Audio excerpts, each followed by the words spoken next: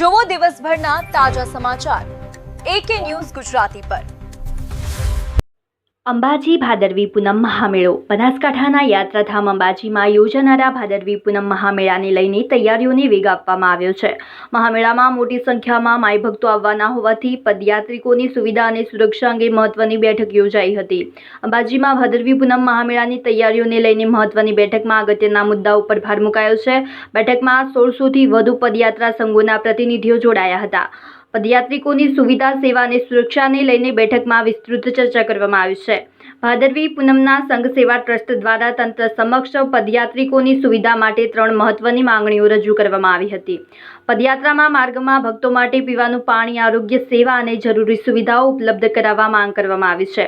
બેઠકમાં કલેક્ટર મિહિર પટેલ સહિત જિલ્લા વહીવટી તંત્રના અધિકારીઓ ઉપસ્થિત રહ્યા હતા, જ્યારે SP પ્રશાંત સુબે સહિત પોલીસ વિભાગના અધિકારીઓ પણ બેઠકમાં જોડાયા હતા।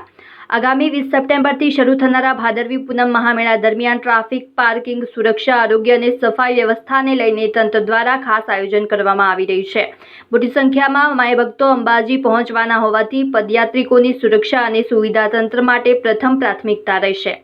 માઈ ભક્તો માટે તંત્ર રાત દિવસ તમામ કાર્યો માટે સજ્જ રહેશે।